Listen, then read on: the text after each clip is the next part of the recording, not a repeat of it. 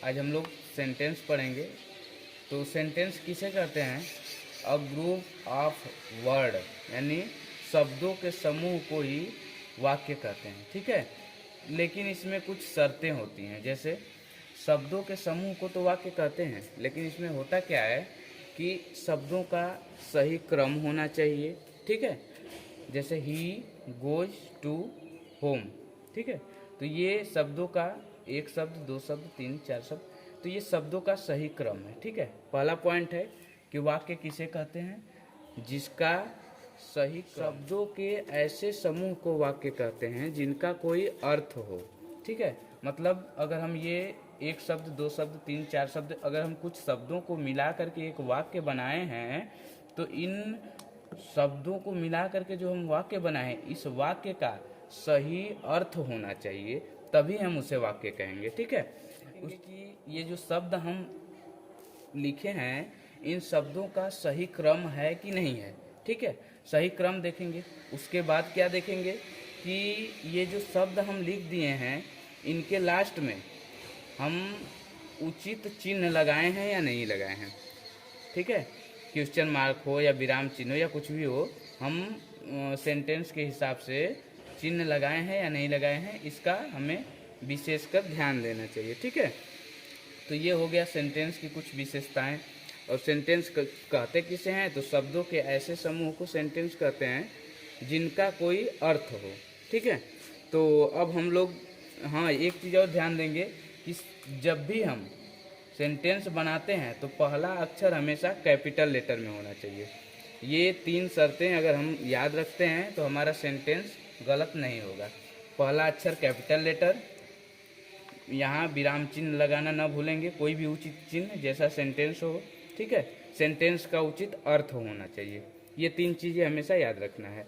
अब हम लोग देखेंगे काइंड्स ऑफ सेंटेंस, यानी वाक्य के प्रकार। ठीक है, तो आइए देखें काइंड्स ऑफ सेंटेंस। सेंटेंस कितने टाइप्स के होते हैं? तो सेंटेंस 5 प्रकार। पहला है इसमें से असर्टिव सेंटेंस। असर्टिव सेंटेंस यानी इसको हिंदी में हम लोग बोलते हैं कथन सूचक वाक्य। ठीक है, हिंदी में हम लोग बोलेंगे कथन सूचक वाक्य, असर्टिव सेंटेंस। जैसे कथन सूचक वाक्य का मतलब जैसे कलिंग, इसे आई गो, ये एक सेंटेंस हो गया। ये एक शब्द, ये एक शब्द, दो शब्दों को मिला करके एक वाक्य बन गया। और ये किस टाइप्स का वाक्य है? तो ये असर्टिव सेंटेंस यानी कथन सूचक वाक्य। ही गो, ये ही गोज। ठीक है, इस प्रकार से आगे देखते हैं इंटेरोगेटिव सेंटेंस। दूसरा आता है इंटेरोगेटिव सेंटेंस। ठीक है, इंटेरोगेटिव सेंटेंस यानी हिंदी में होता है प्रश्न सूचक वाक्य। ठीक है, इसमें क्या होता है कि कोई भी प्रश्न पूछा जाता है। ठीक है, हमेशा इसमें प्रश्नों का ही आवागमन होगा। जैसे अगर बोल दिया व्हाट आर यू डूइंग, ठीक है, तो इस प्रकार से होता है, जैसे व्हाट आर यू डूइंग। तो इसमें प्रश्न पूछा जा रहा है ना, व्हाट आर यू डूइंग, तुम क्या कर रहे हो। ठीक है, तो ये प्रश्न पूछा जा रहा है, यानी व्हाट लगा है। तो जहाँ भी प्रश्न सूचक, ये प्रश्न सूचक वाला वाक्य आए, ये प्रश्न सूचक वाला शब्द जब आए, तो उसको हम इंटरोगेटिव सेंटेंस बोलेंगे, यानी प्रश्न सूचक वाक्य जिसमें प्रश्न किया जाता है। Imperative sentence. इंपरेटिव सेंटेंस मतलब क्या होता है?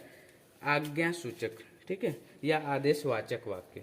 इसमें या तो आदेश दिया जाता है या आज्ञा का पालन किया जाता है।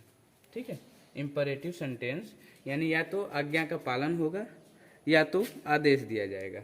ठीक है, तो उसको हम लोग बोलेंगे इंपरेटिव सेंटेंस। इसमें क्या होता है, अगर जैसे एग्जांपल में देखते हैं गो देयर। ठीक है, गो देयर, तो ये हो गया हमारा गो देयर।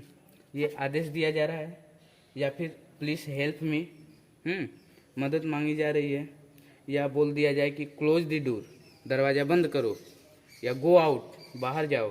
तो ये सब है इंपरेटिव सेंटेंस, यानी जिसमें आदेश दिया जाए या आज्ञा का पालन किया जाए, है ना।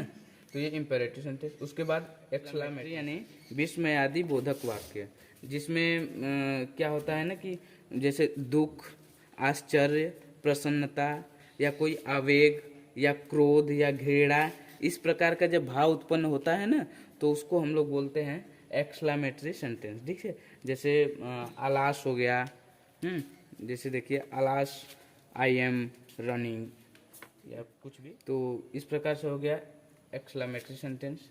उसके बाद ऑप्टेटिव सेंटेंस आता है। ऑप्टेटिव सेंटेंस क्या होता है? ऑप्टेटिव सेंटेंस यानी इच्छा पूरक वाक्य। इसमें इच्छा की पूर्ति होती है। जैसे कोई बोल दिया है भगवान हमको इंग्लिश में पास करा देना, 500 रुपया देंगे, तो ये क्या हुआ? ये इच्छा की पूर्ति के लिए मांगा जा रहा है, मतलब इच्छा की पूर्ति जिसमें जैसे आशीर्वाद किसी से लेना हो या किसी को श्राप देना हो, तो ये सब क्या है? ऑप्टेटिव सेंटेंस है। ठीक है, तो इस प्रकार का वाक्य आता है, जैसे मे गॉड हेल्प यू। जैसे एग्जाम्पल देख लीजिए, मे गॉड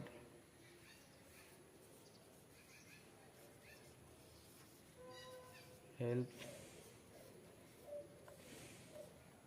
ठीक है, मे गॉड हेल्प यू, ये चिन्ह लगाना मत भूलिएगा। ऑप्टेटिव सेंटेंस हो गया, मे गॉड हेल्प यू। तो इस प्रकार से सेंटेंस और काइंड्स ऑफ सेंटेंस खत्म हुआ। ठीक है, अब हम लोग आगे पढ़ेंगे कि ये जो सेंटेंस है ना, इसके भी दो भाग होता है, और एक तो होता है प्रेडिकेट।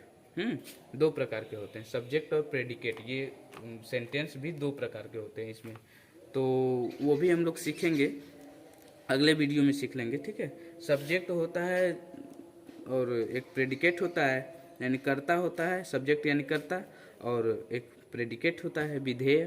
तो उसको हम लोग अगले वीडियो में पढ़ लेंगे। और आज का वीडियो कैसा रहा कमेंट बॉक्स में बताइएगा। अगर आपको कोई भी नोट्स चाहिए तो आप हमसे संपर्क करिएगा, कमेंट बॉक्स में बताइएगा कोई भी प्रॉब्लम हो।